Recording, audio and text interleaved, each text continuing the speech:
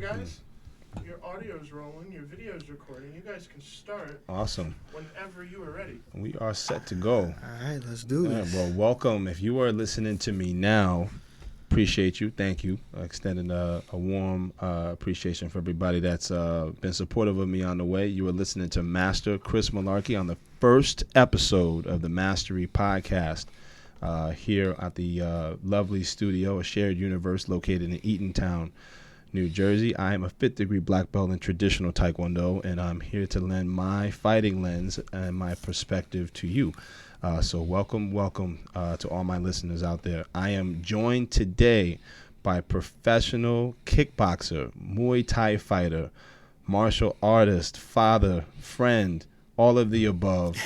None other than Mr. Dwayne Holman Jr. Welcome to the podcast. What's up, my brother? I could not have started this first episode any other way, and it worked out. It really did. We were originally supposed to be on here last weekend.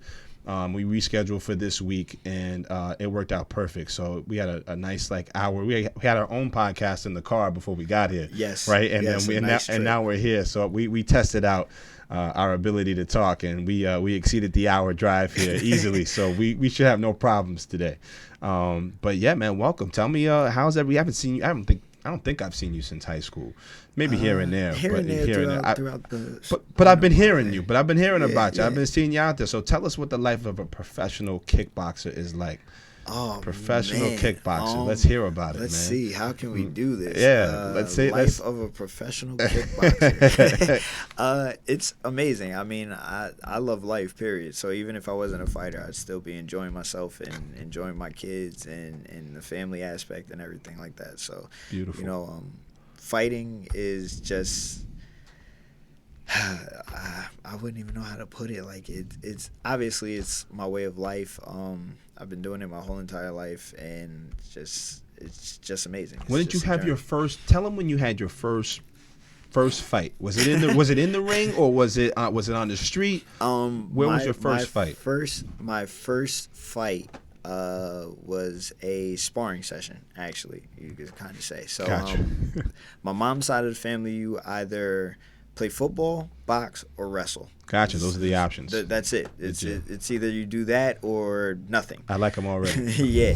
So my uncle, who was like my dad, I found out that he boxed, and I was like 3 or 4, and I went to go watch him fight, and I seen him in the gym and stuff like that. So I was like, I want to do it.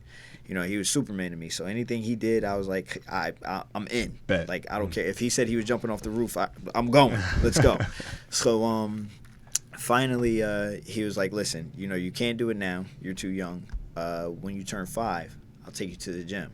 But, of course, in, like, true macho fashion, you know, like in man old school, he's like, listen, if I take you there and you start crying or anything like that, I'm pulling you. Out. You're out. That's it. We're not doing this anymore. Right. You know what? You're not going to embarrass me, yada, yada. So I was like, all right, cool, let's go.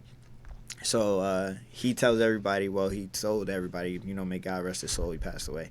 But he used to tell everybody, like, I thought he was going to forget. So I turned 5, and I was like, so we out? We going to the gym? Like, what's up? So we go to the gym, and first thing he does, he goes over to James Mazzone. We call him Tier. He also was a pro fighter, but he helped train me as well and was running the gym. So he goes to James, and he's like, give me one of your best kids, like one of your best fighters.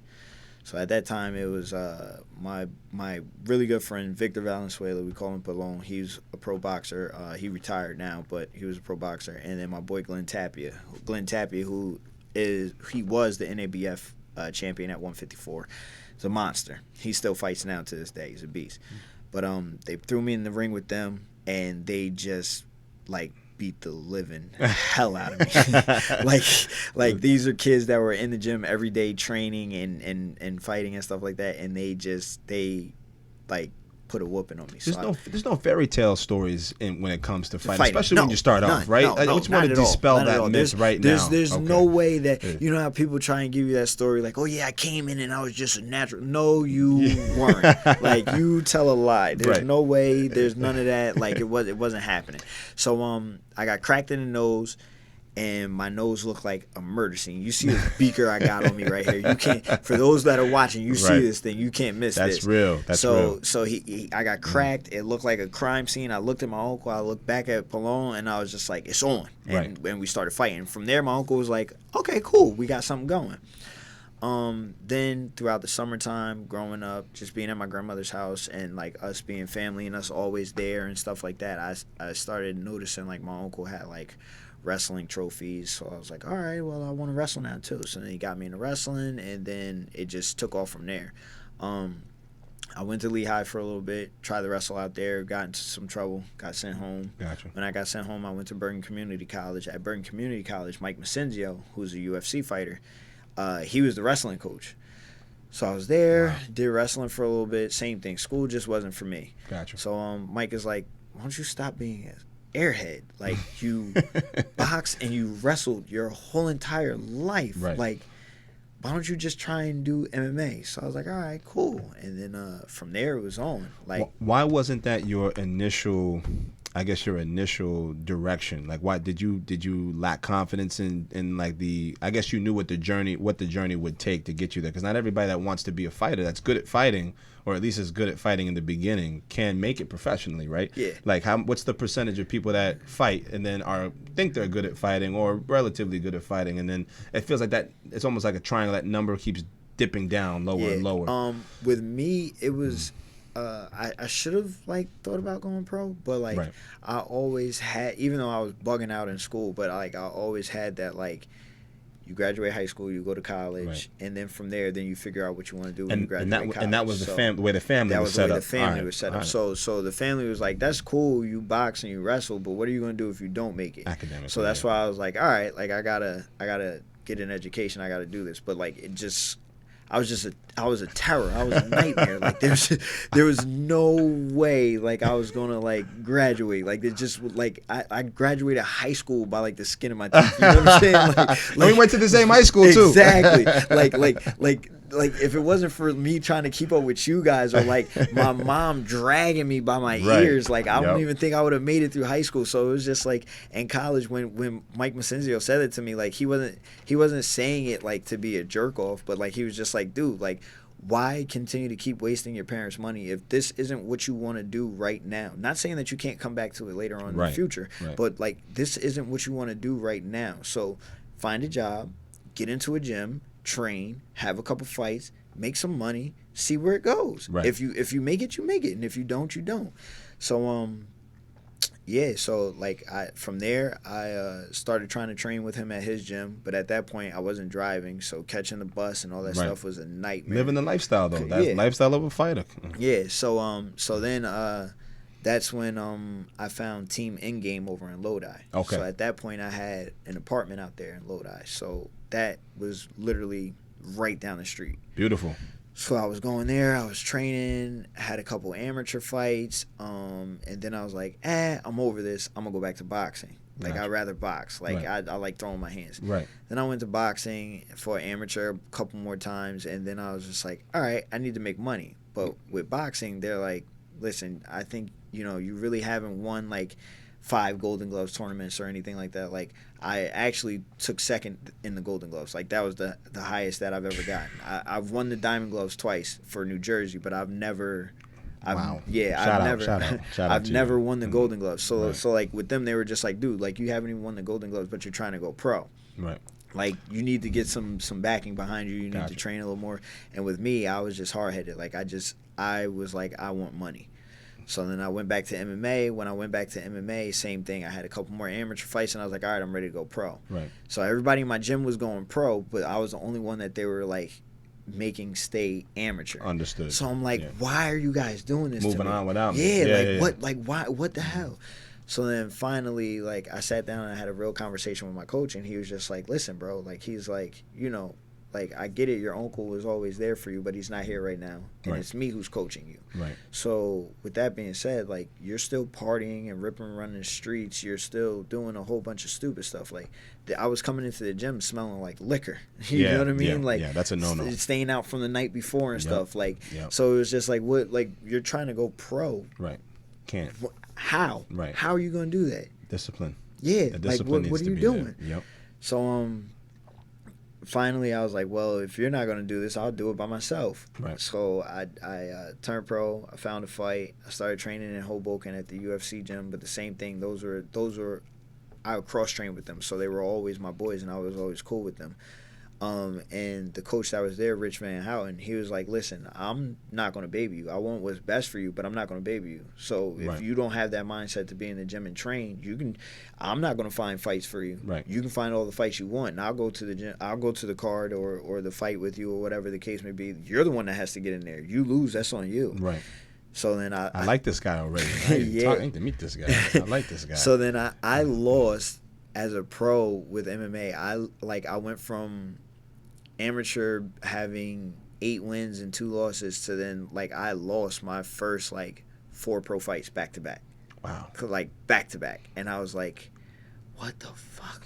And at the pro level, when you lose consecutively like that, it's almost like, I mean, at least from the outside looking in, because I never went pro, but I always wondered what it would be like. But looking from the outside in, I feel like we always cast a stigma on someone that's losing. One, you lost once, all right, okay, you lost twice, lost 3 times, you think about retiring. Oh yeah, you know what I mean. No matter how young the guy is, or how young the girl is. Or not even thinking about retiring, but it's just also one of those things where it's like, oh wow, he lost 4 times back to back in a row.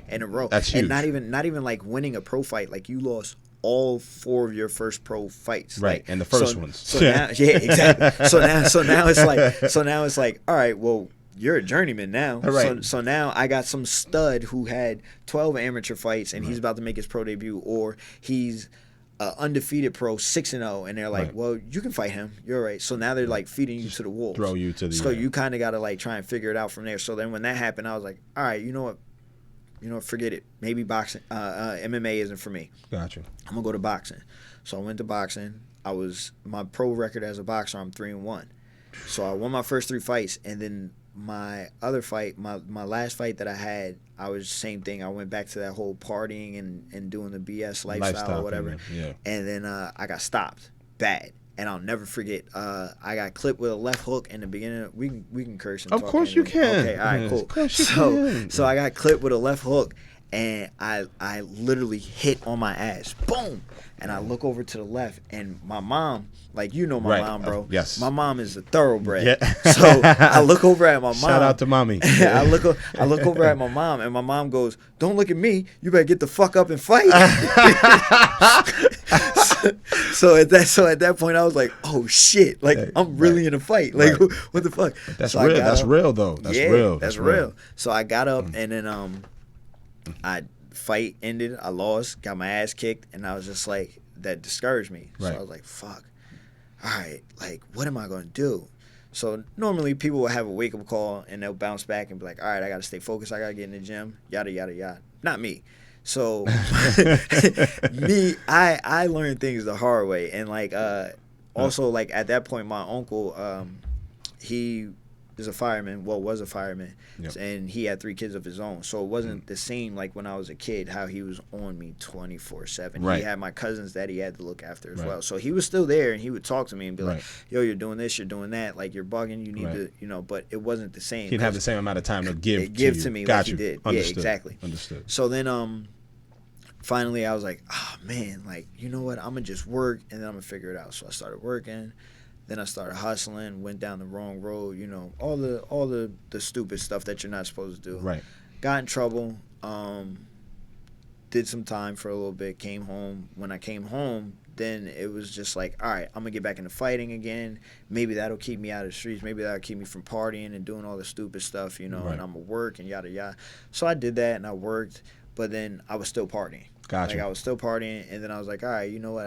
I tried boxing. I tried MMA.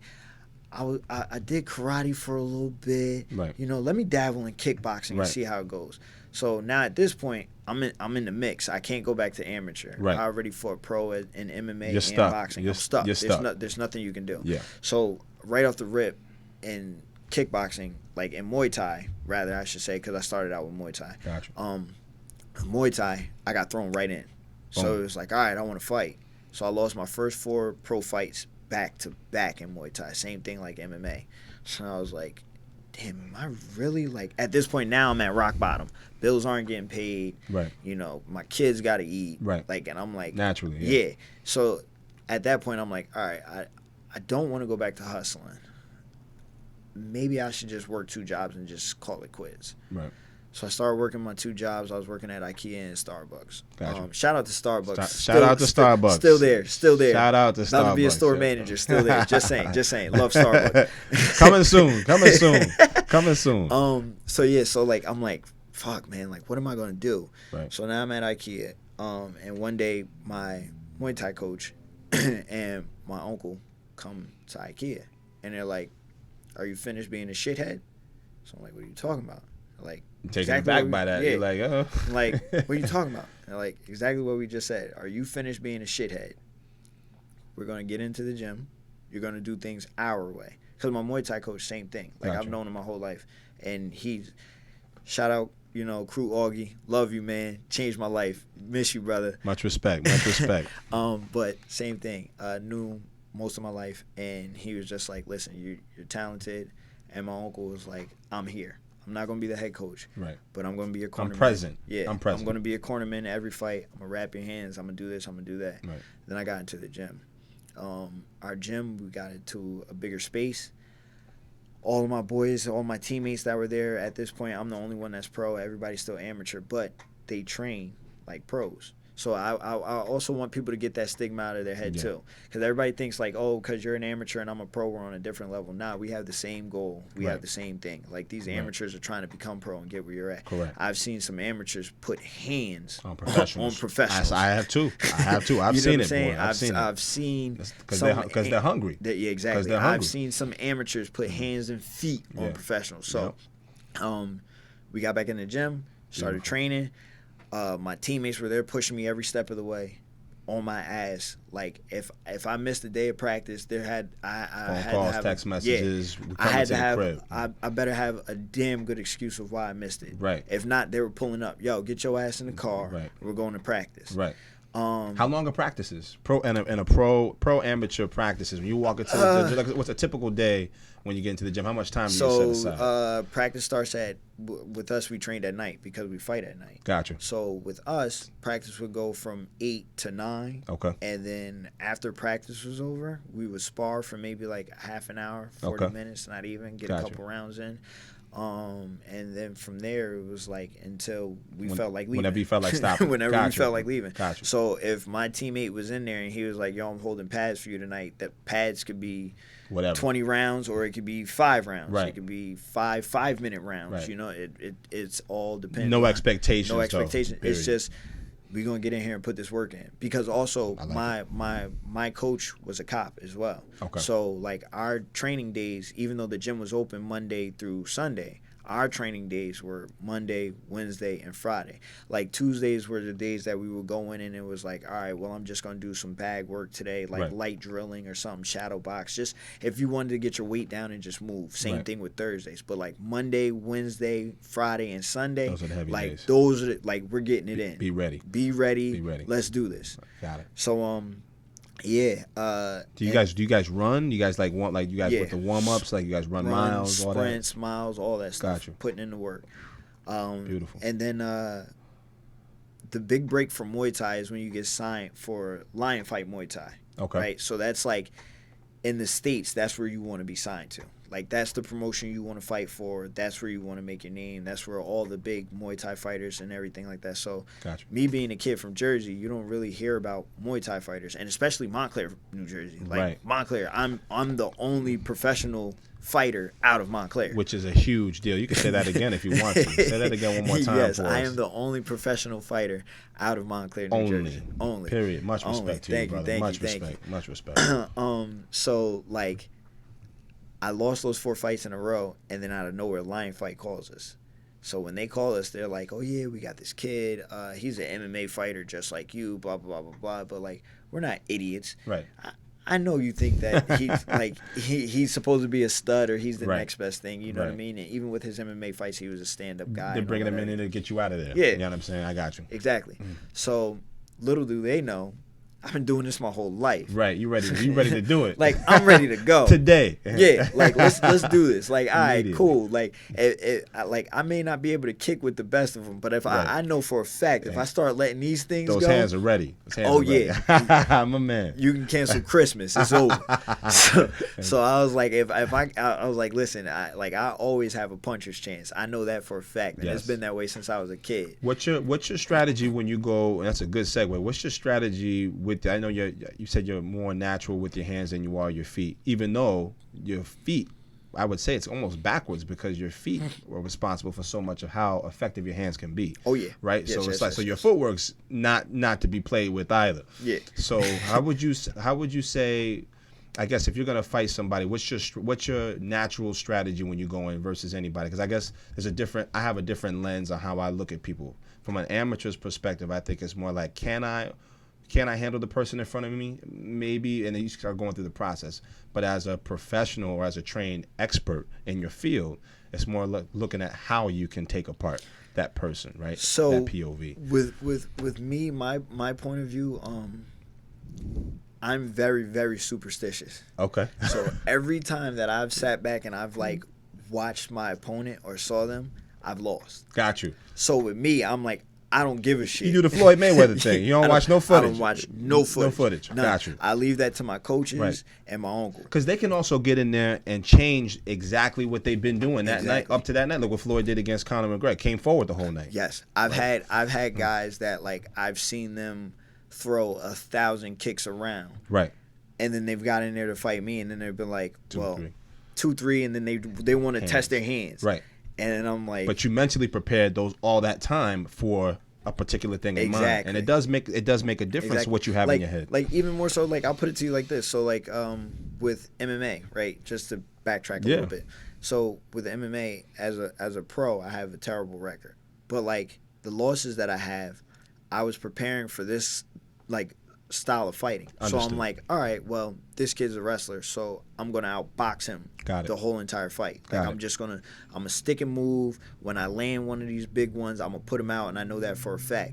And then he comes in and he makes me look like I've never boxed a day in my life because I'm so paranoid. You're in his world and, now. and focused on him trying to take me down. Right. So now my mindset is like, all right, well, oh shoot, well he's trying to throw his hands, but he's gonna shoot for a takedown soon. He's Right. gonna shoot, and Right. I'm getting lit up. The expectancy. And then I've went in there and I've been like, all right, well this guy's gonna want to box, Right. so I'm just gonna out wrestle him. He's not a better wrestler than me. I know that he's not. Right. And then he's sprawling on all of my takedowns, Right, stuffing everything, Right. tagging me up with the hands, making me look like I've never wrestled. It makes a huge difference what you train with in mind. 'Cause Yeah. if you're in boxing, right, you're only thinking about hands, Yeah. being able to be thrown. That's the only thing that you're legally allowed to make contact with Yeah, at that level. exactly. However, I've seen many professionals like even punch with the elbow. You know, let the elbow kind of come through, and that's where you get your cuts and all that kind of stuff. So it does make a big difference with how you prepare, because you almost have to unwind your training. You're more like your mind. Yeah.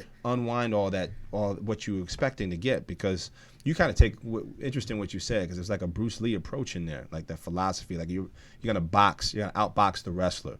You're gonna outkick the boxer. You know what I'm saying? Yeah, like you take the yeah. complete opposite approach. Like I'm not gonna venture into their world where I know they may have a little bit better of a chance possibly than I am in that realm. So let me just stick to what I'm good at here. And when they switch game plans, I move over here.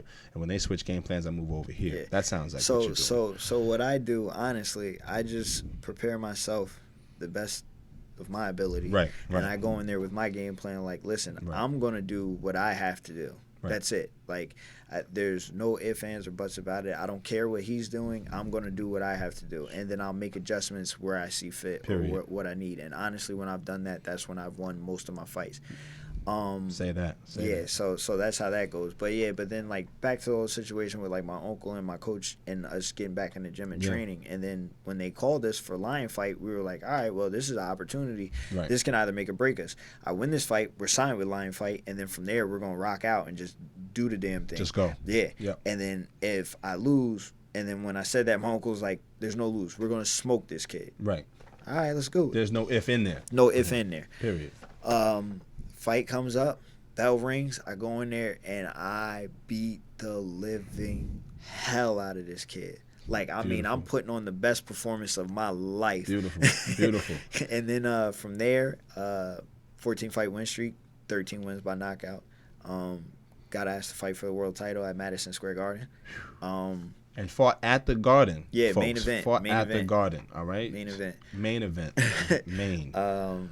Which was honestly one of the craziest experiences. What was the build up like that? Like the coming weeks, the Bro, walk me through it. You know, fight. That's every fighter's dream, right? So the build up to it in the coming weeks and everything like that. It was just regular training camp. Regular training camp. Nothing. Week of the fight. Knots in your stomach. No, not even. Still same thing. Okay. Weigh in and going there. Yeah. That's when it was like, ooh, oh, it's here. Shit. Like, I pull up at the Garden, and this is the Mecca. You're not stoic anymore. This is the Mecca. Right. The Mecca. Every fighter wants to be here. On that and stage. I go there, and my name is in lights, and my picture and everything is on the billboard. That's beautiful. At the Mecca. And at what year MSG. was this, bro? This was 2019. 2019. This is last year. Last April. Wow. So then I get there, and then I'm like I'm like Montclair is a small town. You know what I mean? Like, right. I'm Absolutely. a small town kid. Right, like right. I'm a hometown kid. Like, and I'm here at the Mecca. Your name up there. Like, name in lights. Right. Holy shit. And did you ever envision Mama, that? we made it. Did you ever envision that along your way? Like when you started, like just not at MSG. Not at MSG. Not at MSG. Okay. I thought I was gonna be a big time boxer. When I was a kid coming up, like wrestling was just like fun to me. Right. So my thought was I'm gonna be a huge boxer. Right. And we're gonna be in Vegas. Right. Doing it up. Got you. Partying, living that life. That's what I thought. How much of what you were saying? I'm sorry to cut you. No, how much good. of what you were? Because this is the more important aspect I think in the fighting game is the mentality and the influences that you have that are outside of fighting, right? Like your uncle, how influential was he in terms of like that win streak that you were just talking to me about?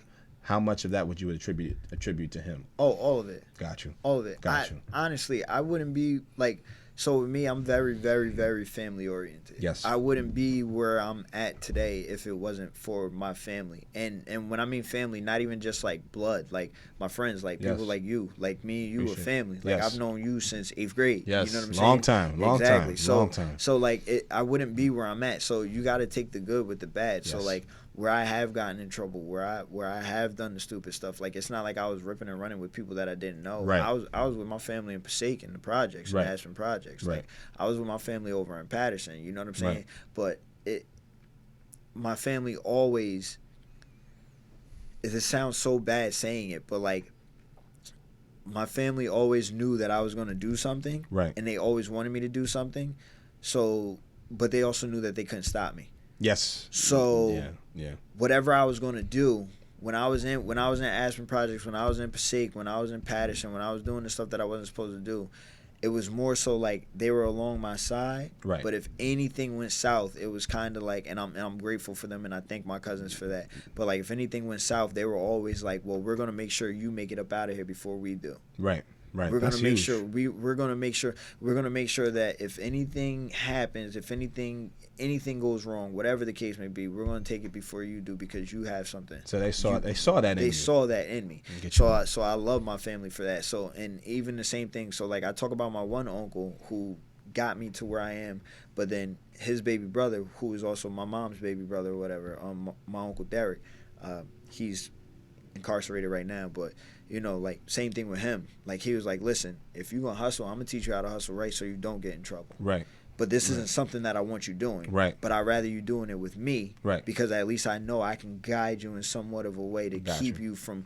really going down that dark rabbit hole that I've been in. Right. You know what I mean? Right. And then same thing, like I did all that, but he would still make sure I was at the gym every day. That's important. I did all that, and he would still make sure, hey, listen, you messing up in school, bro. Like, I'm not the smartest, but figure something out. Like, go get help, something, whatever you got to do. So I'm fortunate enough, like I said, you got to take the good with the bad. So I'm man enough to say, like, I've made my mistakes and I've done some stupid things, but I've also bounced back, and I'm better for it. Hell of a bounce back, I'd say, my man.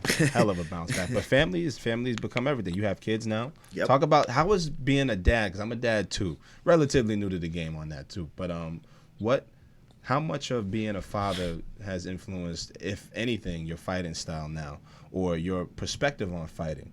Like, I think, like, for me, it's changed. Like, once it didn't really make sense until I actually saw my kid come out. I was like, oh, that's what's been cooking for now. Oh, it screams and it eats, and it's like, all right, like, it's a 24/7 job. But it's like time for me became a countdown. Like, I was always like, all right, time is counting forward. I got lots of time to do the next thing. I got forever to do this. I had my son the other day. I was like, yo, I FaceTimed him because, you know, I'm working during the daytime, so I'm hitting him up, FaceTiming him like 10 times a day, just checking on them. They need those mental checks. Yeah, of course. My wife is working super hard, you know, managing everything. So I give him a phone call, and I was like, yo, go outside. It's one of my big things. I was like, yo, take time to go outside twice a day. Go outside. Like, you got a half-hour break. Like, don't skip lunch, but, like, just get out there. Eat your lunch and run. Like, just be out there and do whatever you got to do. And they're doing great in school. Yeah. But I'm like, they need that outside time, that vitamin D from the sun, the air, you can't. They're in chairs, like, you know, for 10 hours a day sometimes, like, with this whole COVID-19 thing, which is crazy.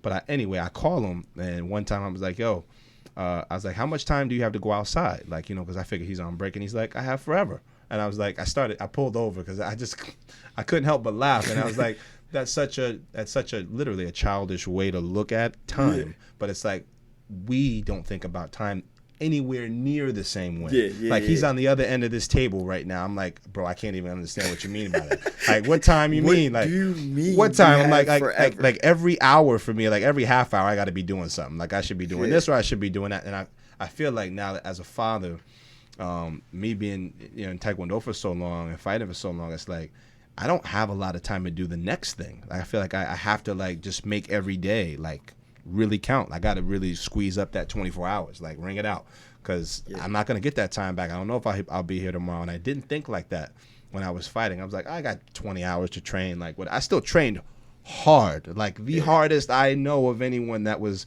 around me at the time. But I was like, you know, still, now that I'm here being a father, it's like I want to spend this time with my kid.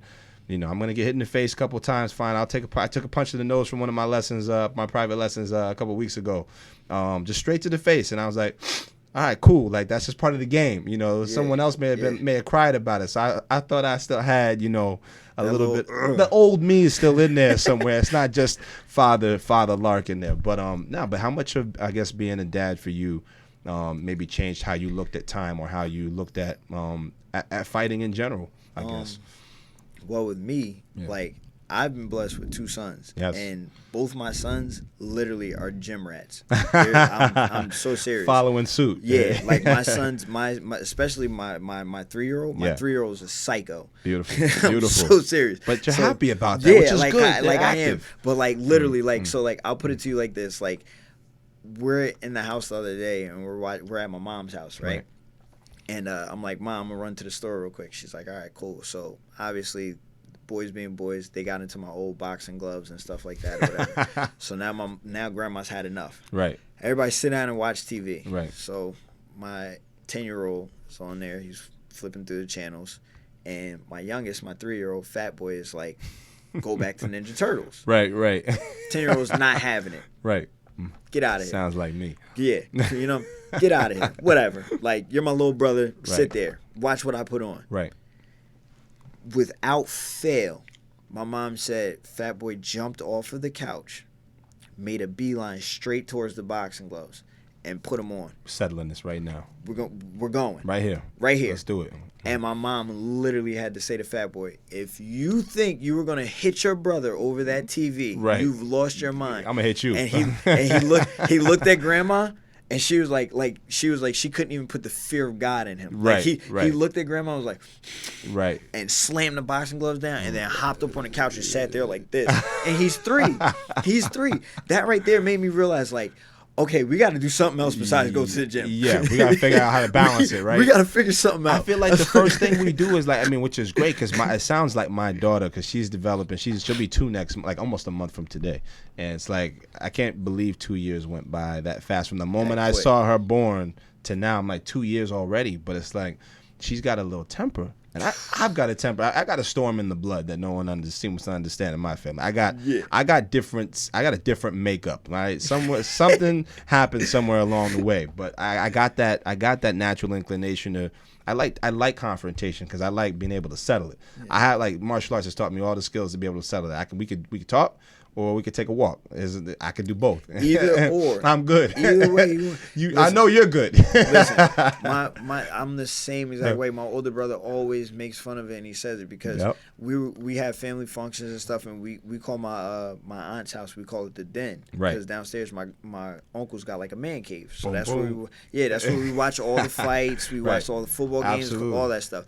So like, everything with me, like I'm very like aggressive. Yes. All right, you want to talk? All right, let's talk about it. Let's do this. Competitive, you know. So my one cousin is like, why is everything with you so aggressive? And my older brother goes, you know the elevator don't go all the way up. I've never heard it that way before. He's like, something wrong with that's probably I'm probably stuck on floor 5 somewhere. Yeah, he's like, you know the elevator don't go all the way up with him. He's like, I don't even know why you asking that question.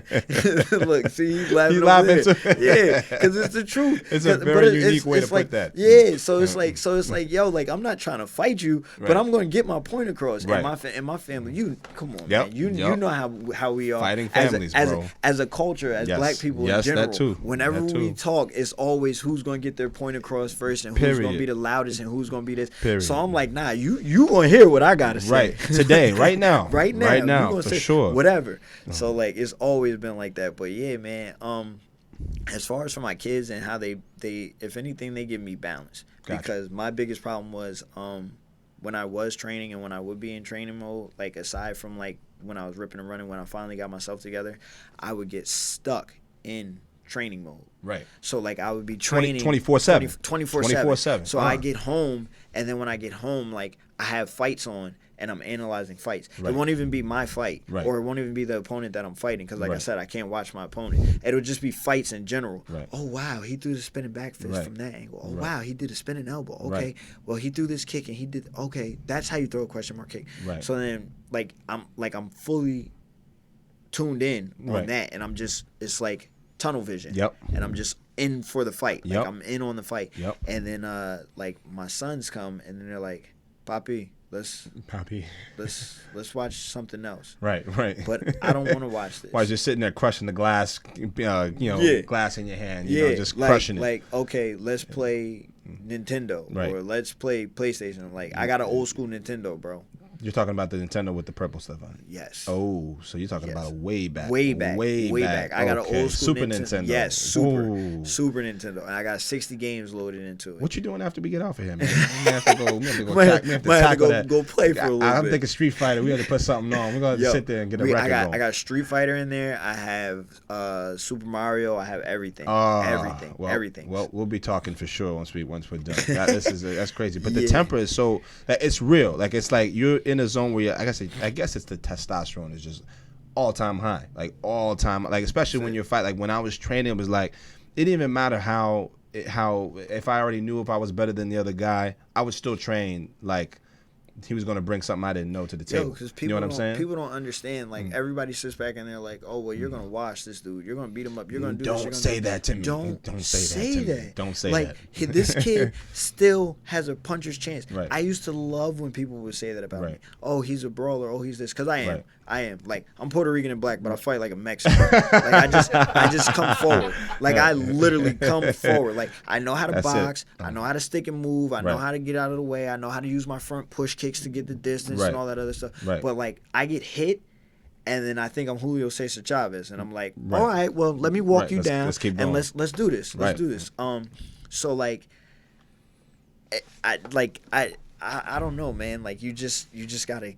It's like focusing. It's almost like that's the only like thing you can really have space to focus on. It's like I always explain. I tell my wife all the time too. She's like, not everything's fighting, and I'm like, for me, it is. I see everything through through this lens. This is like what I've been doing since, I mean, I'm only 32.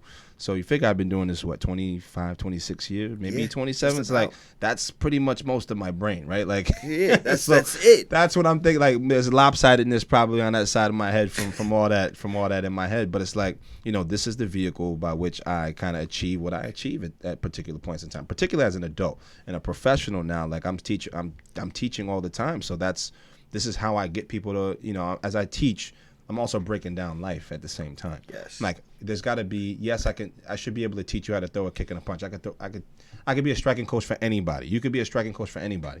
I think the bigger impact should be, what are you getting out of the translation from what we're learning and application to your lifestyle? Absolutely. And for your lifestyle, like, it's subjective. You may be somebody that only works at night. Okay, well, how can you use this to, what can you use to focus at nighttime? What can you, can I give you a certain set of footwork or a certain way to think about a philosophy? There's so much written about the philosophy on fighting. Art of War by Sun Tzu.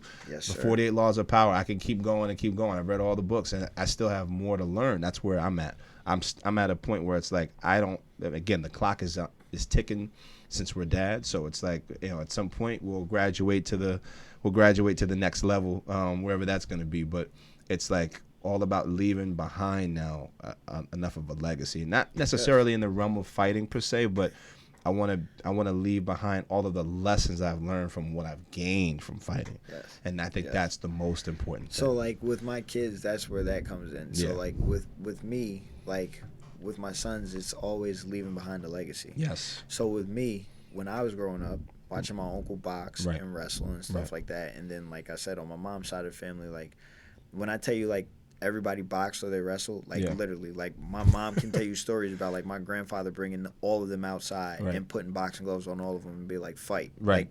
Like, this is what my mom's side No of the family rules. does. This is like, just go. Just go. Whoever's out first Just is next go. person. Let's go. Because even so, my mom is from Patterson originally. Gotcha. You know what I mean? And then my grandparents came into a little bit of money, so she finished high school in Wayne. Understood. But, like, growing up in Patterson, like, you had to fight. Right.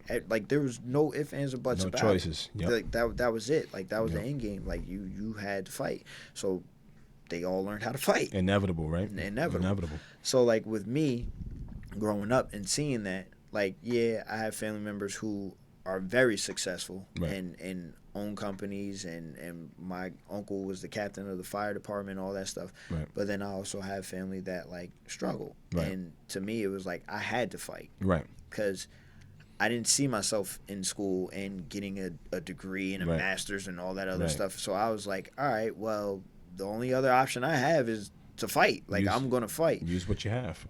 And now sitting back, realizing how wrestling got me through high school. Right. And when I got to college, had I really sat down and put that same energy into wrestling, like because when I got to college, I was just over it. The translation, like right? Yes. So I was just over it. Right. So, like, but had I put that same mentality into my college wrestling, I probably would have graduated. Right. And I would have made it through college. Right. So, like, with my sons, same thing. Like, athletics isn't the end all be all. Correct.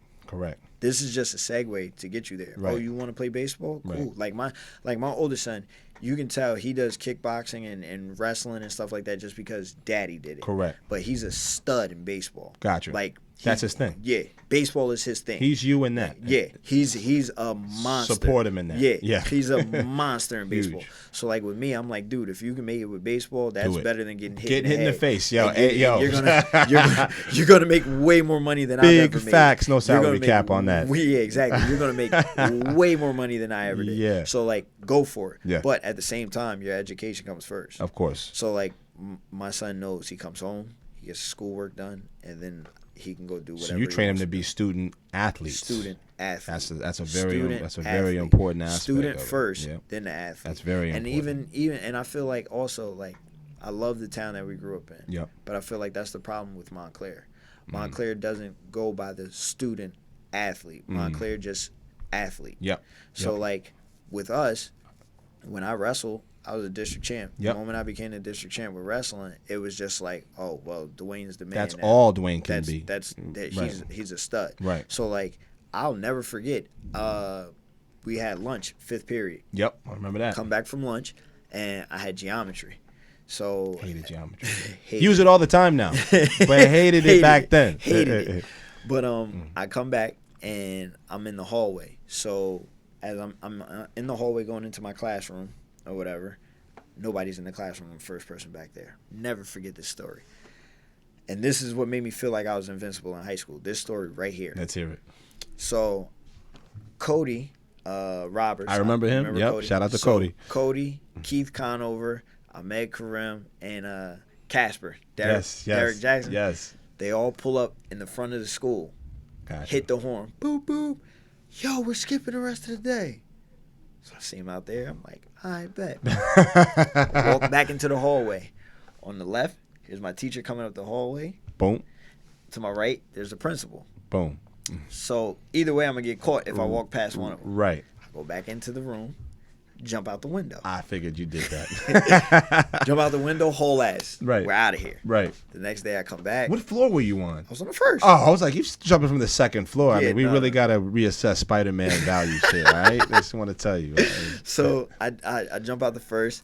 When I jump out the first, hit the ground, take off, get in the car, skip. I come back the next day. They go, oh, Mr. Holman, what happened with you yesterday? Oh, I was sick. I wasn't feeling well. Oh, really? So that's why you jumped out of my window? Cool, you got detention. Wow. Now, if that was anybody else, we would have gotten suspended. Right, easy. Parents would have been called. Easy. All that other stuff. Easy. But with me, because I wrestled. You were the champ. And I was the champ. Yep. Now it's just detention. And Right. then when I went to detention, it wasn't even really detention. I was playing on my phone the whole entire time. Right. You know what I You mean? were catching up on life. You were like, all right, I have some things I need to slow down on anyway. Yeah, so it gave me that sense of I'm invisible. And Right. then when I got to college, Right. that's when they were just like, oh, no, my brother. That erased. You are not invincible. Right. Like, you just did that to get here. Yeah. Right. Exactly. And you wrestled D1 like that. Like what? Like I went to Lehigh. I didn't wrestle. I got my ass kicked. Okay. All right. Those are your words. I'm quoting. Let's be honest. So the kid that was in my weight class, Yeah. was a 2-time All-American, stud. So like I went up there and I'm thinking I'm this hot shot from New Jersey. Right. I got a partial scholarship. I'm a beast. A partial scholarship, which by the way, my father like talked me into. You know what I'm saying? It was like Lehigh gave me a look and they were like, oh yeah, he's decent. You know, we'll be in touch. We'll see what we can do. But my father, like, that's one thing I can say. My real actual father, not my uncle. My real actual father. My father has the gift of gab. Gotcha. He can talk water out of a well. You know what I'm saying?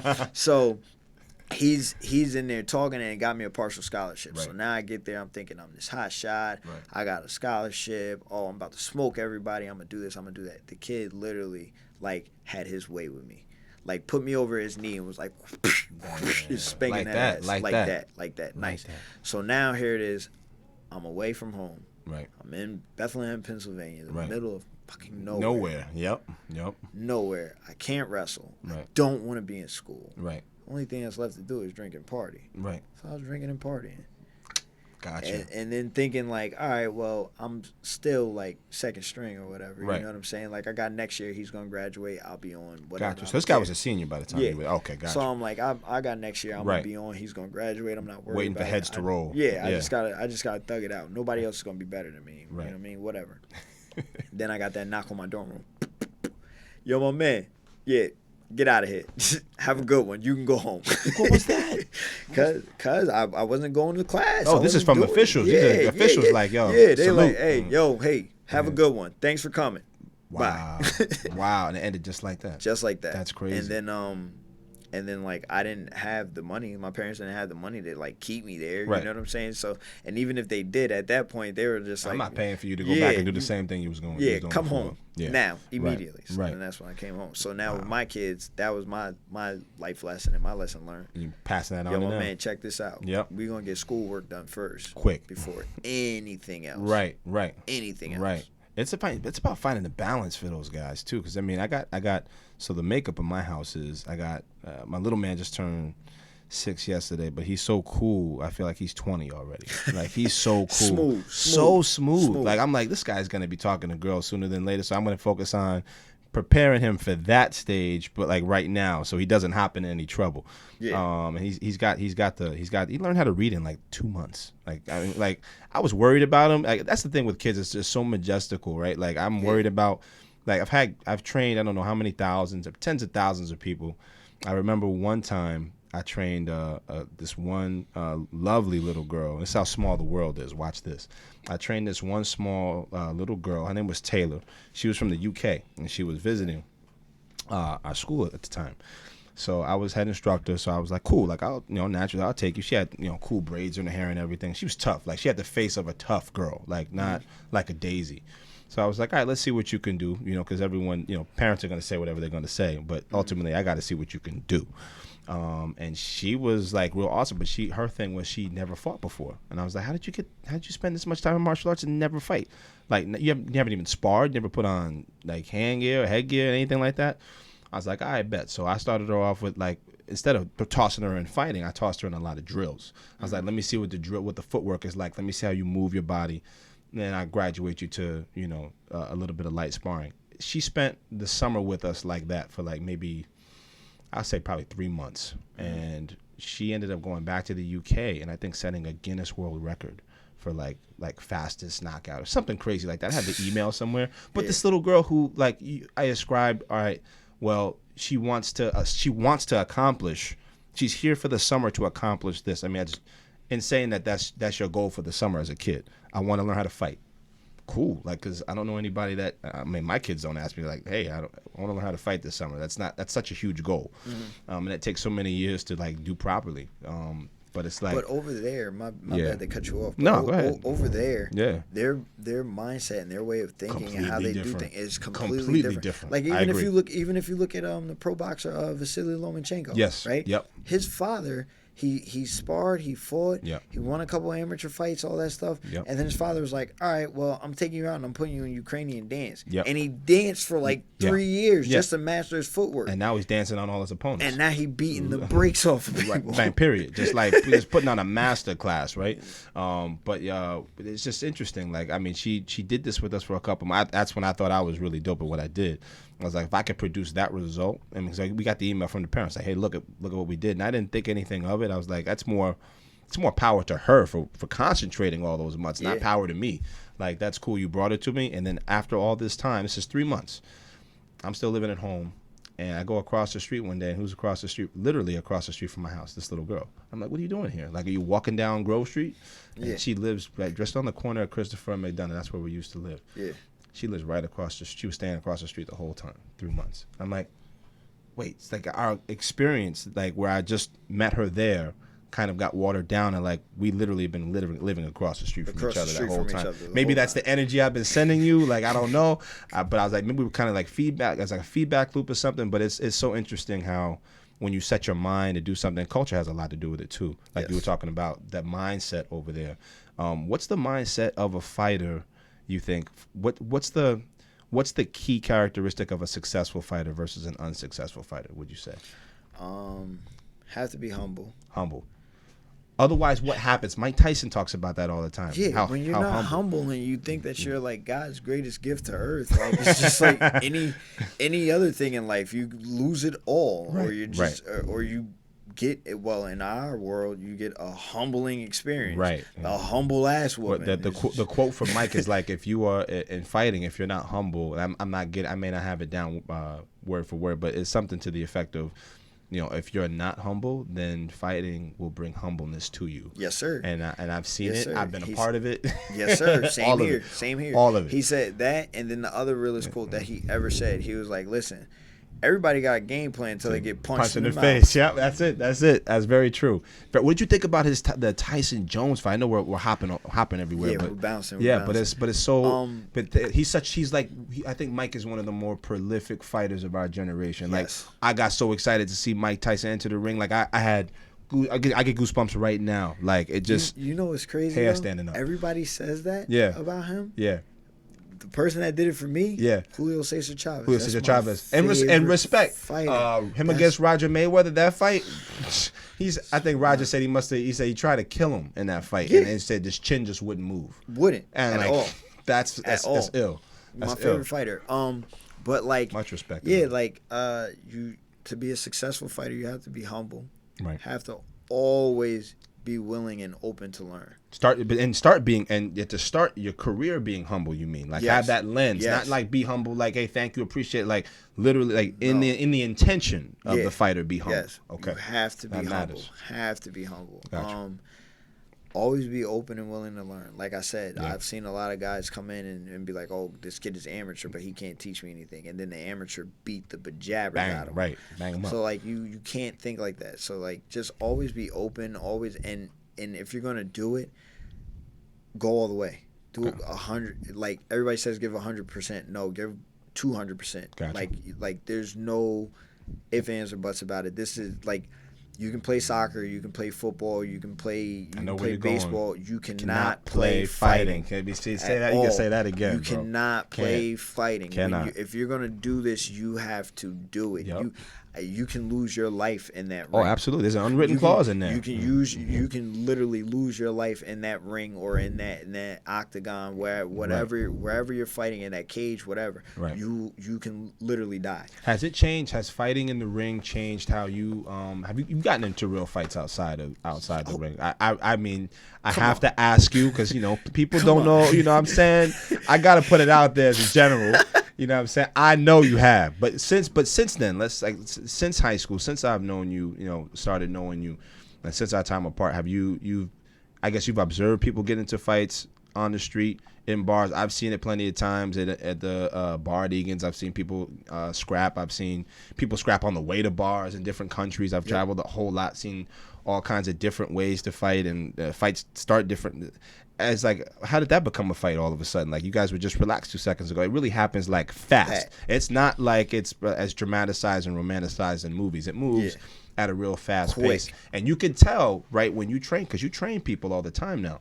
Like, you can tell people who've been in a real fight before. Oh yeah, you could tell, like automatically off the rip. If you've been in this world before, you can tell. You can tell from the person who's talking and been like, yeah, well, I haven't fought this person, I done did that, and then when you get them in there to train them, and then you're like, you haven't thrown a punch a day in your life, right? Or 10 years, and then you have the woman who comes in, who you're like, she's whatever, right? And she's in there cracking pads, and you're like, oh, you done spun the block a couple times. And she's also the one that's not doing the what? Talking. Right. She's in there getting busy. So it's the ones that are like really humble to it, that don't put out, the PSA that they can do what they can do. Yeah. They just kind of show you that. Have you been surprised by anybody like in your time?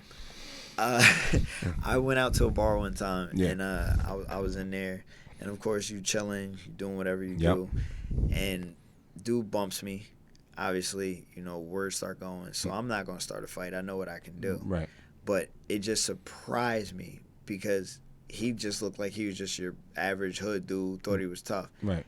And the 1-2 that he threw at me, boom, boom, it was a nice little stiff jab and a quick right hand. Right. Like, had I not parried that right hand, right, it would have been a long night. Oh, you know what I mean? No. It would have been a real long night because the jab hit me and my head snapped back perfectly, and the right hand I knew the right hand was coming. Oh. So I just literally whoop, real quick, right out of the way. And then when I moved it, I was like, oh, he really wants to fight. Right, like, right. He came here for this. He came. Yeah. He want to go. He's here. Yeah. So then from there, obviously you clear your space, and one thing I can say, like, all my street fights that I've been in, thank God, and I'm one of the lucky ones where nobody had anything on. Yep. They literally were just legit dudes that were like, all right, well, I got a problem, we're gonna solve this and let's get busy. Right.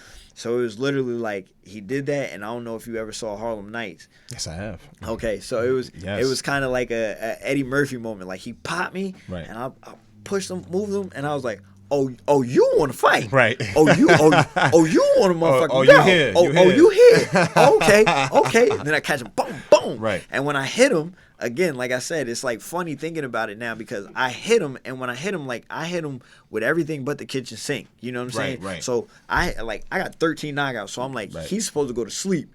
And he's still there. Right. So then it really turned into like, I hit like a bitch. Yo. Well, you get ready to say goodnight to this bitch because I'm gonna put him out. I'm gonna get with him. I felt like that before because it's like there should be a point in the training, and my concentration has mostly been TKD, Taekwondo. I spent a crazy amount of time in there, but it's like I'm just starting to learn. I learn more every time I teach. I know it sounds like a cliche, but I literally, because I spend time thinking about how I just taught. Like, what did you gather? Because I'm teaching someone else, yes, but I also want to learn too. Yeah. And I typically will teach myself something as I say. Sometimes my mouth will just go, because my mind already knows what needs to be said. So I'm talking, I'll say something. I'm like, but I didn't even think about saying that. It just came out. Yeah. And I'm like, oh, okay, that's what I need to. Oh, that concept. And then you start spending the rest of your day like, oh yeah, you're picking up your kid and you're like, yeah, I didn't even think about that. But going back to that point, like, when you throw the strongest thing that I know I have two or three techniques where if I don't get you out of there with those, I have a problem. Legit problem. It's a long night. It's gonna be a long night for me. Long night. Like, I am limited. That's not like, I'm 6'4", 25 pounds. I could throw some weight on somebody, but if you know what you're doing with your weight and you can make me miss this, or I can't get you, you're strong enough to withstand the power from the speed here, I got a big problem with you. Oh, yeah. I just know that. And I mean, most of because it's in stand-up. So, like, it's either I'm striking. I got a very limited background with BJJ. I love it. I love it, though. But it's like I've been exposed now. I guess BJJ helped expose my flaws in a sense. You know what I'm saying? Like, I was the superior guy up on the feet, so I could throw the hands. But then once I got on the floor, I got submitted by someone 150 pounds. Yeah. 150 pounds. Yeah. I'm 200 and at the time, I was 240 pounds. It's almost like a 90-pound difference. Yeah. You're kidding me? I've been put to sleep, legit. Yeah. Like, out, like, on the floor. I took my son with me to a couple of different gyms before I actually settled with one in Manhattan. Shout out to Ronin Athletics. Christian Montez runs that gym out of there. But yo, I got submitted by people many times before I got to that school, and I was like, I thought my strength was enough. And I was like, I went in there with the mentality like, I just want to survive. That was my mentality. Yeah. Just survive the practice. No, you're gonna kill someone. No, nothing. And it was like, survive. We're gonna put you out. That's surviving. Like, and it was very humbling. Like, going back to the humility thing, like that altered my whole perspective on, like, I guess it elevated the humility to another level. Yes. Does that make sense how I'm saying it? So, like getting humbled by your strike, which your hands, I'm sure I'd be like, damn. But getting humbled by someone smaller than you and choking you and you're sitting there flopping like a fish, yo, it's like, man, and everybody else is watching you too, like, yo, this big dude getting because there's a stigma against us for being like, I'm like, yo, I'm not Michael Myers. Like, I can be like that. I can stalk people when I'm standing up, but once you're on your back, the whole game changes. Game changes. Listen, man, so talk to me, kid. Talk to me. With me, like, going back to that, like, humility and everything, and being humble. Yes. So, like, I come from a family where they will rip you to shreds. Yeah. Like, I got a family like that. Literally. Like, my family, like, is not one of those where they're going to be like, oh, well, you did your best. Right. Nah, they're going, like, no pat on the back for you. None of that. They're going to rip you. So, like, I got put to sleep in a jiu-jitsu tournament. Like, I'm talking cold. Legit. Like, legit, I'm out. Yeah. Like, on my back, got caught with a rear naked choke, everything got put to sleep. That's the one that put me out first. My father, swear to you, my father, we got it on video and everything. My father came running down out of the stands. So you're thinking like Pop gonna come over there and start snatching niggas up. Right. Oh, you what? Yep. No, my father ran down, stands over me, looks at me and goes, like, as I come to, he goes, you all right? You lost. Get your ass up so we can go home. I'm sitting there like, you embarrassed the Holman name. Get up. What happened? Right. Get up so we can go home. You're like, that dude's already got his bag. Let's go. Come on, man. We've been on the mat 20 minutes now. Come on, man. That relativity of time changes too. Like, when you come to, I remember telling my dad, because he's very soft spoken. He doesn't have the same demeanor that I have. Like the willingness to counter the aggression. He's very kind of like, I can do this the cerebral way, and he's like a scalpel when it comes to that. His mind is still as fascinated to me. Different. Very, very different. So he's been a mentor even without even having a fight. Not even like in any realm of fighting. He loves baseball. That's his thing. Yeah. So I've been learning from someone, for the most part, that he's been able to teach me many things in life. But he's altered my behavior, my writing, and my fighting. He doesn't even know that. like just being able to give me certain lessons at certain points in time in my life. And some of these lessons are reverberations. We were talking about this in the car, like how we talk to our kids now. It's like I see my father sitting across from me telling me the same thing that I'm now telling my little man. Yep. You know, and I'm trying to relay that message, you know, as best I can to him. But like there are times like I remember losing tournaments and it's like you feel bad, but he's like, yo, only thing I got for you is ice, man. Like, I'm gonna tell you what you did wrong. Here's some ice. Let's go. Like, you can still walk. You good. And he's like, do you have your hands up? That's why you got hit in the face. Let's go. And it's like he understood all this already. Like, you know, but it's like, you know, so much of existence is experience, right? Like he's seen Mike Tyson fight in person. He's seen Michael Jordan. He's seen all the great feats in sports happen, and he understands the basics. He never claims to be great at anything he does, but he's great at being able to dissect shit. And it's like, yo, it's awesome to be able to kind of, I always have a coach without necessarily having to have him do the same thing. Does that make sense? Got it. So it's kind of cool to, I guess, receive that level of support. Even after all these years, it's like, man, like at some point he's kind of been like, man, you still fighting 32. Yeah. You still fight, put it down. Of course. That's always. Put it down, man. So, you know, I try to, I try to live my life through it. You know what I'm saying? You're doing the same thing. You said your grandma is like that? My grandmother's like that. Talk about that. My grandmother, we call her the OG. The OG. My grandmother, way back. My grandmother says everything that a grandmother should not say and does everything a grandmother should not do. I swear. She's the opposite manual. Oh my gosh. But my grandmother, like, she knows how to put it on though, because this isn't my first time doing an interview or anything like that, or like whatever. It won't be the last. I guarantee you that. Of course, that's a fact. So like when I was doing the interview for MSG, that fight, so we're at her house now. So while we're there, we're sitting there and they're asking questions and all this other stuff. So my grandmother did. Everybody says I make my grandmother's voice and I do the exact impression. And if you know my grandmother, you can attest to it. But my grandmother be like, and we're sitting there and she's like, oh, baby, you know, you should just give this shit up. You just getting hit in the head way too much and just, you've been doing this, and I don't understand why the hell you do it. Why you want so to do the next thing you know, the guy goes over and starts interviewing her, and the switch up on her is so quick. It's hilarious. Right. So she went from telling me I should give it up and I should stop. And they're like, yeah, well, you know, your grandson's going to get a nice paycheck after this fight, and, you know, you're going to make some decent money, and, you know, that's good. Oh, well, you know, I support him in everything he does. She's right next to you. She's like, yeah. Listen, he's been wanting to do this since he was a little boy. Right. Okay. I fully support him. You're like, you just told me to give it up. She's like, you're looking at her, she's pinching you in the back. You're like, why? Yeah, absolutely. Yep, fully supportive the whole time. Full Absolutely. The whole way. I feel like that's my grandma too. She's very I guess she's cerebral too. I guess that's the best way to put it. So it's more like education. Like stick to that. That's the way to do. That's the way to go through your life and make your money. Yeah. Just cool. It's like that's just not everything that I can do. Like I have a brain. I was like, I mean, it's a little rattled by getting hit, but I was like, you know, but it's there. Yeah, but it's definitely there. I can feel some of those absent phases sometimes. I'm going throughout the day, like, damn, what did I just think about? Like, I guess because we're thinking about so much. I think really it's more of that. I mean, because I feel like you would fight. I mean, you still have your face, so I feel like you have kept a defensive style to some degree to be able to keep everything in the right spots. You know, I've seen Mr. Potato Head dudes before. Yeah, you know what I'm saying? The ear is not where it's supposed to be. The nose is not where it's supposed to be. You know? Well, it's crazy too. Like, so most fighters and everything like that, like obviously in fighting, like you break stuff. You break your nose or whatever the case may be. I've broken my nose 3 times. 3 times. Never been in a fight. Wow. Ever. Wow. I broke my nose the first time I was in Florida. My older brother, family trip, my older brother jumped in the pool, landed on top of me. I hit my head. I come up. Now I need stitches in my head. Me and him are fighting in the pool. Right. Little ghetto babies. Right. I go to get out of the pool, so I crack him. Boom. Right. I go to get out of the pool. When I go to get out of the pool, he kicks me. I go face first into the wall. Broke my nose.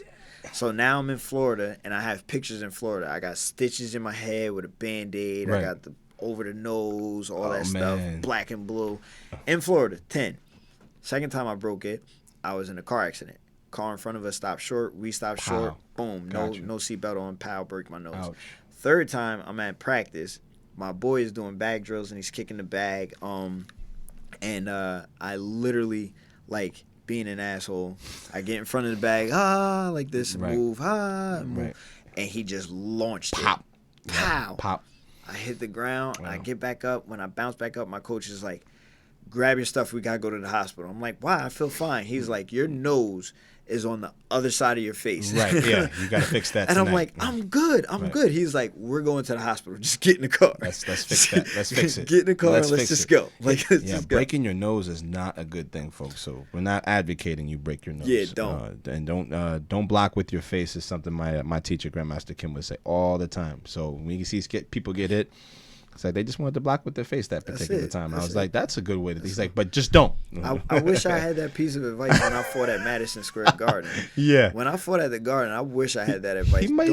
Don't block with my face. Yeah. I blocked with my face a lot that fight. Yeah, don't do that. Yeah, that's not a good thing. It wasn't a good look. It wasn't a good look. What was your corner like that? Now you had lights on, you have everybody on you. You had to make weight. All right, so this is the best part. So yeah. Again, like going over there was just nuts and insane, right? So now I get there and I'm used to whenever I fight on the card, like I'm not the main event. I'm not even nowhere near close to even being on the main card. Right. Like, you know what I'm saying? Right. Like I'm like the preliminary, like either the first or the second fight. Gotcha. So I'm used to going there. I got to tell people who I am. They got to take me to the locker room. I'm in there with a whole bunch of other dudes and all that other stuff. So now we get there. Me and my cousin are there. And the worst mistake I've ever made. This is my cousin from Patterson. Ain't never been nowhere in his life. Oh, no. Oh! Every other word out of his mouth is the N-word. Gotcha. Oh, you made it. Oh, that's, yeah. Yeah. Oh, Yeah. So now I'm like, oh, gosh. Just a reminder for next time. So, yeah. So now we walk in. As soon as we walk in, yeah, you know who he is. You know what it is. So I'm like, that's your hype man, though. Yeah, that's your hype man. He's giving you energy, though. He bigging me up. Yeah. So now I go in, and I'm like, I'm trying to introduce myself, and they're like, we know who you are, Mr. Holman. So now when they say Mr. Holman, you like, yeah. Hold on a second. I'm with my tie. Look. Who? Me? You? Yeah. Me? Yeah. Oh, okay. That's huge, though, man. Yeah. That's huge. So then I go there, and they're like, we'll take you to your locker room. I get to my locker room or whatever. Again, I'm used to seeing on the locker room door a whole bunch of other fighters' names. It's just my name. Right. I walk in, so I'm like, oh, we're the first to get here?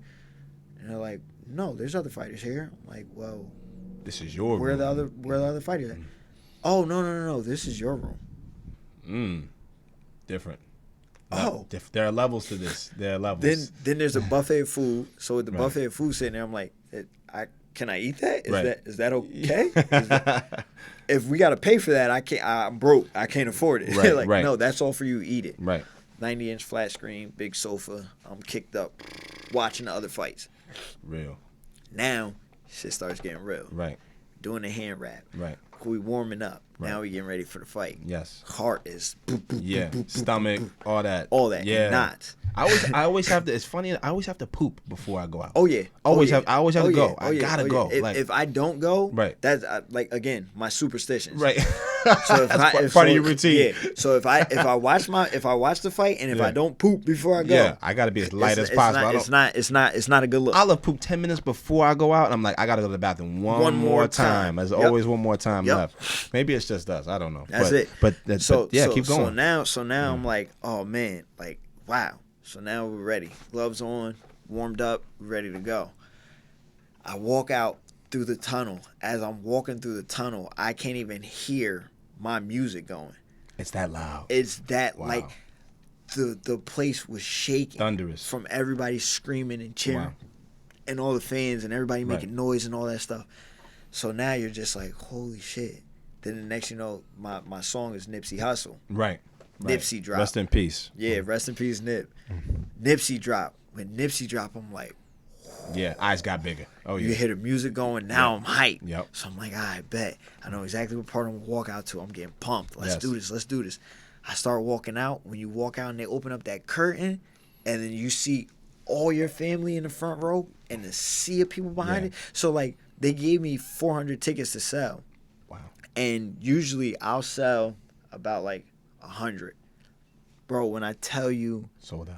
The whole city of Montclair, the whole town of Montclair pulled up to the Garden at night to watch me, bro. I sold tickets to people that I didn't even know I sold tickets to. Right, all the way down the line. You know what I'm saying? Like, I didn't even talk to you, but you here, cool, respect, you know? Like, bro, I haven't seen you since sophomore year in high school. Correct. What? It's been a long time. The whole hood was there. Right. You know what I'm saying? Right. So now you got all that. You got that love behind you, And bro. then I got my whole family there. Yeah. Like we talking, I had my uncle flying from Colorado. I had my other uncle flying from Puerto Rico. I had every family. I had cousins from South Carolina drive up here. That's serious. Drive up. So now I'm like, and that's not a little drive either. That's not Not a little drive. That's like half. That's all. more than half a day. at all. Easy. So now I'm sitting back Yeah.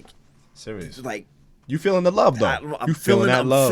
But you feeling also the love, getting ready to prepare but I'm for also all right, I got to zone in. I got to zone in. draw I gotta that zone in. sword. Yeah. And then when my heart was racing, I was nervous as hell, and I got in the ring, and then out of nowhere, my uncle that raised me, he's the reason why I love Spider-Man so much. Yes. Because he was in love with Spider-Man. Yes. So again, like I said, that's my superhero.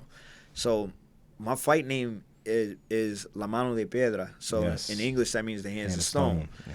So I'm so used to everybody cheering that. But this was 2 years after my uncle passed. Got you. So now all my uncles are there, all my family, everybody. Right. And out of nowhere, instead of hearing people cheer my name, I hear Spider, Spider, That's what's up. Spider. That's what's up. And then I have Spider-Man on my leg. So then I Yes. tap my leg and I kiss up like this. Serious and about I'm it. like, all right, it's time to go. Right. Like now it's go time. And then that first bell rang, all them jitters, everything went out the window, and it was like, let's fight. Because you've done it so many times. It's like you have to do it a certain amount of times to shake it. I figure like if you at Madison Square, it's like I don't even know how to.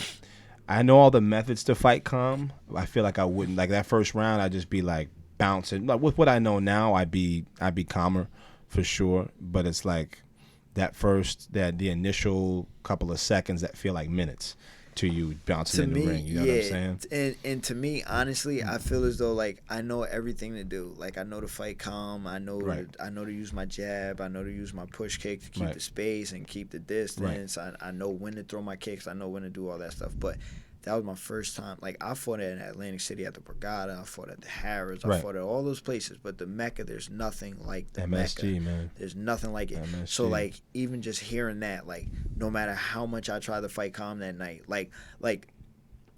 a loss is a loss, period. Nobody wants to lose. Right. But that night, I went out on my shield. I got stopped, and I'll be the first to admit it happens. I've knocked twice as many people out as many times as I've been knocked out, so I could care less. You know what I'm saying? But I literally the nerves. Even when I calmed down and it was all right, it's go time. Still up. You're still up. You're still amped. So I knew the bell rang. We came out. I threw a jab. I threw a front push kick, and then when I threw the front push kick, he parried it and came back with a left hook. When he came back with that left hook and he clipped me, I stumbled, and then that's when I was just like, all right, you want to fight, so let's fight. Right. And I hear everybody telling me, I heard everybody. Right. That's what I'm saying. Box. You hear everything. You hear everything. Right. Box, box, box. Don't fall for it. Don't fall for it. Right. And we started brawling. He clipped me again. I went down. When he clipped me again and I went down, I took my standing 8 count. When I took my standing 8 count, all right, let's fight. I went right back into that fire because there was just so much adrenaline and so much going. There's so and much just going on. I couldn't. But you're built for it. You do this to get to those moments in your life. Exactly. You know what I'm So I even when I talk to people about it now, I had somebody say to me, "Oh, but you got stopped," and I'm like, "Yeah, I got stopped, but I made it there." Correct. You got yourself to the platform. I was there. Yeah. That's something that you cannot take from me. Not only that, but not a lot of people make it there. And you can do it again. I could do it again if I felt like it. Yep. I could do it again. And that's a power in itself, right? That will. How much does the willpower have a role in fighting? From from your perspective, the willpower. When you've gotten clipped real bad, or you've gotten hit to where you I don't know if I can make. It's like the body has its own brain in a sense, right? Yeah. Then your mind has to. Your brain is there, but it's like the mind is so much deeper than the brain, right? I learned early on, and I learned this from my uncle and my coach. Your mind registers 2 things when you get hit: go in and fight, right? Fight or flight, or retreat, right?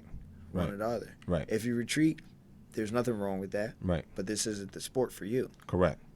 If you're like, all right, I got caught, let's fight, let's do this, then you should be right here. Then this is where you're supposed to be. Right. And that's always been my problem. My biggest problem though is I know I have that knockout power. Right. So I get hit, and then my first reaction and instinct is I want to take his fucking head off. Right. Like now I want to. That first exchange, right? Yeah. That's when you could feel intention, right? Like it's not like we're not right here to spar and give a show for the people. Yeah. No, you have something personal against me right now. All right, cool, bet. Now I'm like, oh, all right. You want to make sure my kids can't eat. All right, I got you. Okay. I'm in. It's on now. Right. All right, cool. It's on. I got you. Oh, and I'm bleeding too. Right. Oh, I want all the smoke. Right. I love that. I want all the smoke. Love that. Now you have to knock me out. Right. You have in order to get me up out of here. That's the only way you're gonna get me up out of here. It's the only way. Because if not, I'm in your face all night long, and we're gonna fight. Boom. We are going to fight.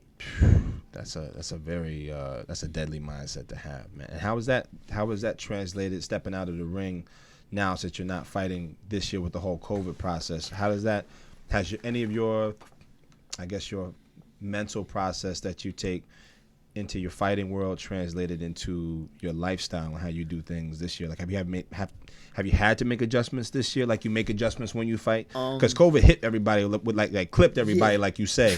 This year, everybody got clipped somehow. I know I got clipped big time. Yeah. It was just all about. I felt like the 2020 was all about the year of making adjustments. Yeah. You know how well you could do that. So being that you said making adjustments, there's a meme or a quote that's always floating around on Instagram, and I've seen it, and it's like, if COVID didn't turn you into a hustler, it was never in you. Right. And that's real. That's real. It was never in you. That's real. It was never in you. That's real. You know what I'm saying? And one of the things with me, I've always been a hustler. Yep. No matter what. And then also not fighting made me realize a lot of things. So I've worked for Starbucks since 2007. Right. And I never realized how great of a company it was. Right. Just because my mindset was always wrapped in fighting. Gotcha. But now, knowing the things that I know, moving up in the management position, because I am about to move up to a manager. Congratulations, brother. Congratulations. Thank you. Big time. Moving up into the management position, I make as much money on my salary, because I get paid salary. I make as much money as some teachers. That's insane. And that's insane. And all I'm doing is, you want coffee? Right. Killer behind the counter, everybody. Watch out. You want vanilla in your coffee, or you want two shots of espresso? All right, cool, got you. All right, got it. That's dope. Literally, though. That's it. That's dope. The investment in stocks, they give us stock shares at the end of every year, and then you can also invest your own stocks in it. Gotcha. So I have stocks invested in Starbucks. Very Things smart. that I would have never have thought about doing. You know what I mean? But just sitting back and actually growing as an adult, as a human, maturing as a man, and realizing that wow, there's possibilities. Everybody says fighting isn't gonna last forever, and it's true. What am I going to do? I don't have that college degree. What am I going to do? I can't just sit back and be a barista my whole entire life. What job? What am I going to do? Right. So now I'm in the process of moving up. I'm about to be a manager. I have stocks in Starbucks. I became a personal trainer. Beautiful. Personal training, teaching people how to fight. How can people get in touch with you for the personal training, man? This is a once in a lifetime kind of opportunity. Only pro coming out of Montclair. It's pretty serious. Yes. My handle on Instagram is Dwayne Holman 135. You can reach out to me there. Email DwayneHolman88@gmail.com. Those are ways that you can reach out to me, and we can touch base and set it up. Does anybody have to be physically fit to start, or do you have to have a background in fighting in order to do that? No. You're training general fitness. What are you? General fitness. Okay. If you want to learn kickboxing and boxing and stuff, obviously that's my specialty. So if that's what you want to learn and do, we can do that. And no. You don't have to be in shape. Gotcha. You don't have to have any form of fighting background or anything like that. Beautiful. Listen, I can teach anybody. Gotcha. I'm of that mentality too. People are going to have a lot of New Year's resolutions going into 2021. So I feel like our health this year has been most important. Mental health, of course, but the physical health, I think they complement each other. Once you get the body right, it really takes the mind that much further, because you only exercise it for how much of the day. How much more of the day? When your body is feeling right, you know what I'm saying? Everything else goes, falls into place. That's what I try to tell. It seems obsessive to some people. You're running this amount of miles, or you're doing this amount of push-ups. I'll train while I have my daughter. Before I leave for work in the morning, I'll put the weight vest on after I run and hit push-ups in the bathtub. Like put my hands on the corner and just bang out however many I can. She comes in, kiss, back, another 50, boom, boom. I hit a couple push-ups in the snow the other night. I took the shirt off, went straight to it. I was like, yo, I should be moving. That ain't me, Jack. I thought I have you on that one. Nope, no, sir. That's where I draw the line. You different. I'm built different. You are built different. I will say that. I tell people all the time. They be like, "Yeah, you want to go outside?" No, this is not black people weather. This is not black people. I'm not weather. built. Listen, I don't like cold either. But I was, Yep. It's just something I felt like I had. It was an obligation. You know what I'm saying? Ain't an obligation over here. Well, you are very smart for doing that. You're much smarter than I am for sure. Because I felt it the next morning. I bet you did. I did. It was a little cold, but that's all right. I set a challenge out to a couple folks. I got them to do some stuff outside too. But, okay. But like we've all been stuck inside. I'm not an inside person. No. I had to learn this year how to be inside. And we had to look at everybody. Like everybody, it's not like we're getting new people to look at in my house. Everybody, I saw your face yesterday. I saw your face. It's like you yesterday. I saw you last night. So everyone. Everything gets a little tight. We got a nice apartment, nice second floor apartment. It's beautiful. We got lots of windows. It feels like you have more space when everyone's gone. Yes, absolutely. But then when everyone's in there, I'm like, all right, I got maybe like 5 square feet of space, 10 square feet of space, and you kind of keep that moving throughout there. I'm like, just keeping my hands out. But it's been a crazy year with how this has affected everyone's personal goals for the year, businesses, plans. But it seems like you are on the right track and just keeping it chugging, man. Hustling forward, bro. Man. Hustling forward. It's crazy. Yeah. I've made so much money. Say that. I can't even sit back and complain. Like I've made so much money. Bills are paid, everything. Like where people are like, oh man, I'm hurting, I'm this, I'm that. Like I'm good. Right. Like I'm absolutely, and same thing. Like I am not a house cat. Like I cannot be in the house. I gotta be moving. Outside, man, outside. One thing that I can say that I love also about working for Starbucks, we have not shut down. So a lot of people who have been like out of work or whatever. Everyone still needs coffee. Yeah. Us? Yeah. Oh my gosh, man. Flooded. I'm in there. Flooded. I'm in there. And then the best part about it is like me and my store manager, like cool. Like I call her my big sis. Right. So like me and her, like if I want to do a 12-hour shift, because my store is short staffed. Gotcha. So like if I want to do a 12-hour shift, I'm in there getting it done. Right. Getting this overtime. Right. Then I leave from there, and then I got clients hit me up like, yo, I want to train, I want to do this. That's what's up. Now man. I'm going and I'm training my clients. Beautiful. Then I go home and I'm chilling. Right. Like you can't complain at all. At all. That sounds very similar to my day. That's how you kind of set up your day, right? Yeah. It's like to be as busy as you can. Get to it in the daytime, That's and then it. by nighttime it's like, all right, I could be chilling. I think the only thing that I can say that I can complain about this year was the fact of I've been so busy with training people and working and stuff that I almost forgot to train myself. Understood. That was us. That was me at the beginning of the year and last year. So now I'm like getting back to it and taking care of you, because everything kind of has to come from you, right? Like like how much you can pour out in everybody else. It emanates from you. You can't pour from an empty cup. Exactly. You really can't. You get it. It really has to come from there. But that is that's incredible. It definitely sucks for a lot of the businesses. I know a lot of people are closed down. Yes. But I think people are going to come back on the rise. I think a lot of what we do with our physical health makes so much of a difference with, the possibilities we can see too. Like I've been to a point where my school closed down in March, mostly because of COVID. But it was like no one had 9 months worth of rent sitting around. Not at all. Anywhere. I just I didn't run into anybody like that. At least maybe that's just my perspective. Yeah. I didn't run into anybody. But I've seen so many. I've seen places flourish. I've seen places go down. Some places I walked past in my club where I expected them to be open and they're closed. Yeah. I had to move. The Crosby, as a matter of fact. Yes. That restaurant. Big. That was an amazing bar and restaurant. Yep. That was a big staple for us when it came in. Huge. And then so I know the person who's the manager. Yeah. They're not out of business completely. I figured they could. They're turning it into like more of a steakhouse, like New York City steakhouse type vibe. Understood. And they said that they'll try and be back open around like February, like late February, early March. Good to know. So we'll see how it goes. But like even seeing them shut down, it was just like, big.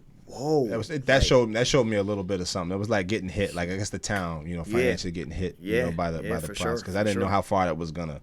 How far this thing was gonna extend, but it's been a great. I have to say it's been a great year for me personally. I know, like I said, it sucks for a lot of people, but my health, like family's health, everyone's been good. I've gotten myself back on track, like I said, getting around to me, because that father weight caught up with me, bro. It did, bro. Holy cow! I just looked in the mirror one day. You ever look in the mirror and you're like, that's not who you are. Yeah. Like you can do better than that. Yeah, you look in the mirror and you're like, what the like let's go. Like let's figure this out. And I remember, and I always tell this story, I remember sitting down when I was going through, when we were all in the initial phases of the quarantine process, right? And I'm sitting down, I'm watching a movie every night with the kids. I'm like, this is great. Like I love watching movies with kids. They have so much to say. Yeah. They have so much perspective. I watch it really just so I can listen to them. And everyone's quiet and chill. So I got to a point where I was sitting back, and I guess I had gained so much weight in my butt, bro, that it lifted me off the ground.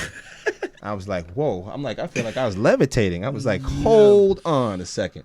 And I was like, this is no. We got to delete the Uber Eats app. We got to get on the road tomorrow. And then it just started. It spurned a whole like journey for me, really. And you realize like how hard it is for people that come to you as clients that aren't in the same shape as you are. You kind of appreciate their struggle of getting to where you are. Yes. While you're training them. Absolutely. That's where I got. And shout out to my boy Coach Mike W on Instagram, Adventure Health and Fitness, located in Montclair. Best gym that's out there. It really just changed. He changed my whole perspective on and redefined being an alpha male, and just in terms of applying my fitness directly to my lifestyle, because he let me bring my kids. I mean, this whole process of shutting down, he was like, we did socially distanced workouts. I mean, we abided by everything.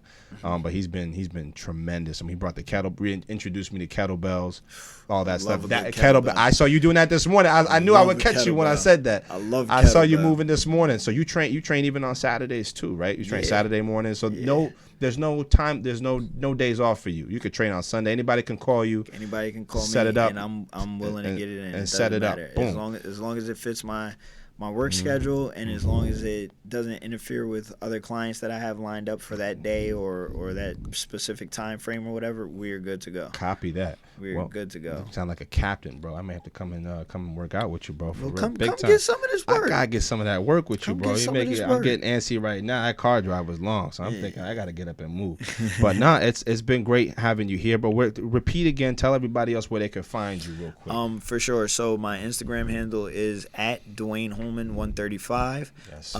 Email is DwayneHolman88@gmail.com, and that's pretty much it. If you reach out to me on Instagram from there, obviously I can give out my phone number and we'll further discuss and stuff like that. But definitely reach out, and thank you for having me, brother. Of course, man. Appreciate it. This was fun. This is definitely this is just the first time. You will be back. I know that. Sure. I mean, this is an awesome studio. Shout out to a Shared Universe podcast studio who made it all possible today.